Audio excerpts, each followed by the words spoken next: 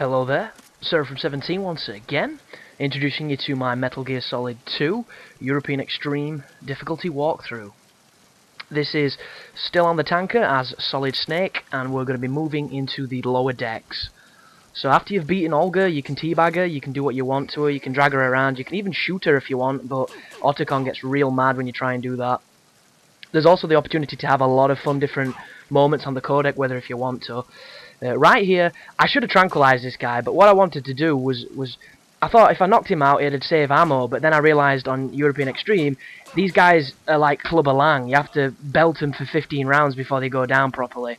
And when he finally did go down, I decided to mess with his body, but once again, because this is European Extreme, nobody drops anything hardly, so it's a little bit dodgy. But this is going to cover all the way up until the hold section, which is significantly the easiest part of the tanker, but this bit coming up is probably the hardest in my opinion. And that's obviously after Olga, because Olga is pretty challenging. But as you move down here, if you come over here, there's going to be a guy to your right, and if you trank him, you can hit him. And right now, you should tap to attract that dude, but I sneezed because Snake caught a cold because I fought Olga for so long. And it worked in my favour, because all you have to do is crawl under the lasers, and then you can go over here, jump over the balcony, and get rid of that area completely. So if you haven't got a cold and you don't want to rely on your sneezing, just bang on the wall, sorry, and that should be fine. But this room, I take him out with the trank, then I get rid of the camera so I don't have to mess about. You don't have to do that because you're not coming back through this area ever again, but it's entirely up to you. One thing I will say that I've not mentioned is, this may differ to your playthrough. The techniques and the strategies that I'm going to use will definitely help you on any difficulty, but just be aware that on the harder difficulties, the enemies are in greater number and some of them have different patterns. So if you're playing on normal and you're wondering why you didn't have to handle 4 guys in one room or something, it's because it's on normal. The harder you go, the more dudes there is. And right then, I tried to go through the door, but Snake hugged the wall, and I nearly got caught, so you want to be careful. But take the guy out on the left, shoot the glass to get the guy on the right's attention, then hit him with the trank. I didn't need to do it because he actually saw the body, so that worked perfectly for me. And then you can just run to the right, and then drop into the lower hold area, to the lower decks. And if you don't know how to do that, you just press triangle or Y, and then you press A or X, and you'll drop. And it's a quicker way to get to different areas, and you do it really quickly. And right now, if you go through here, as soon as you do that, you should do what I did then to hold the guy up. But because I made a mistake in this room, and when I reloaded, for some reason that guy wasn't there. I don't know why. All you have to do is hold him up, shoot him in the head with a trank, then come and get that guy that I just got there. I then move over here, and then I shoot this guy in the leg like twice, and then I drop down in front of the pillar so that he can't see me, and by the time I do that, he's generally asleep. But because we're going to be tranking everybody in this area, you need to move as quickly as you can, because the tranquilizer only lasts for about a minute, and if you're used to playing it on easy, or very easy, where it lasts for about 5 hours, you're going to be in a world of difference. But this section here, there's a guy above you, there's a guy across from you, and there's a guy to the left. If you wait here for this dude, you can hold him up, then trank him, and then as you want to go... Oh, I'm going to choke him instead. If you're going for a no-kills run, just every time I do something like that, use your trank. And right now, do not go down where I'm going here. There's no need to do it. I completely forgot that he was there. Go up the stairs and then tranquilize the guy on the left. If you look up from here, you should be able to see him on the balcony. There he is. Take his head. Always aim for the head. If you hit them in the face, regardless of difficulty, you will get a one-shot on them. Be it kill when you're using a lethal weapon, or tranquilize when you're using the M9. But move up here, go into the room.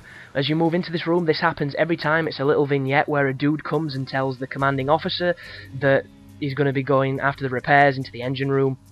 If you shoot him before he makes his message, it will generally go like, "Why aren't you responding? Send so many people to this part of the ship." And you want to avoid that, so just wait for him to finish. As soon as he moves his walkie-talkie, shoot him in the head.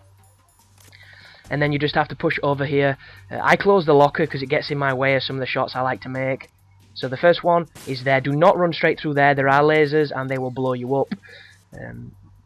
Little tidbit, if you're new to it and you want to experience all the silliness, if you shoot the flower, it will actually show you the lasers, because this is one of those games where you can shoot a whole bunch of things and they respond, which is awesome.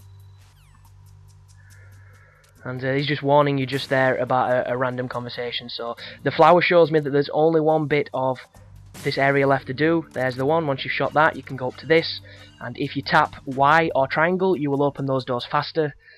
It pretty much inspired every other game that decided to tap a button to open anything, because this was the first, in my knowledge, to do it, which is... Verrazano Bridge checkpoint. People don't realise, because I've been reading forums for this game, and a lot of people have been giving it shit who never played it, who are playing it now, and they're wondering what the fuss was about. What you've got to bear in mind, guys, is this game came out 10 years ago, and 10 years ago, it was a very, very different landscape for gaming. It really was. And the stuff that this did, sure, it's eccentric, sure, it's quite crazy at times, and it's ludicrous and makes no sense, but it's complete and utter mastery and just exuberance all the way through it. And if you don't like Metal Gear, or you don't like Hideo Kojima's ridiculous way of doing things, you won't like the game. But if you find something here you enjoy, like you enjoy the gameplay, or you enjoy the, just the madness of it all, then these are some of the best games ever made, regardless of your stance. It's just, some people are coming in with expectations like this is going to be the equivalent to like GoldenEye, or like fucking Tetris, and to some people it may be, but this is just a ridiculously old school, top-down, essentially, stealth game that's got some really silly tropes and really silly things that go on, but at the end of the day, it's what made it so famous, and it's what gave it such a cult following, because it did things its own way.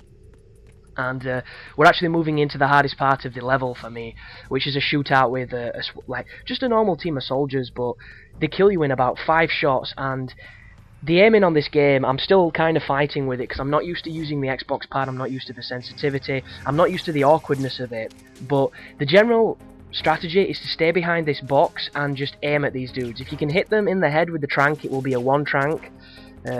Because I'm not going for a no-kill run, I'm going to pull my USP out when I start to panic. All you have to be aware of is pop out, shoot, get back into cover. If you stay out of cover too long, you'll get hit. And the AI, they are far too accurate. They will always hit you if you stay out too long, and like I say, you don't take many shots. There's about 8 guys, I think. I've never counted, but what will happen is they'll all pretty much stay away from you, so you want to take them out as quickly as you can. If they throw a grenade, you need to move. The grenade will be a 1-hit kill, and it will land wherever you are, because they've got ridiculous grenade throws. They're just like worms. They're so just... It's cheating, essentially, but that's what they'll do to you. And just dwindle the numbers down, keep shooting them, look for the glowing eyes, try and get the headshots, and then the sign that you're coming towards the end, you'll get rushed by 3 guys, and these 3 guys will run into your side and kill you if you're not quick enough to hit them.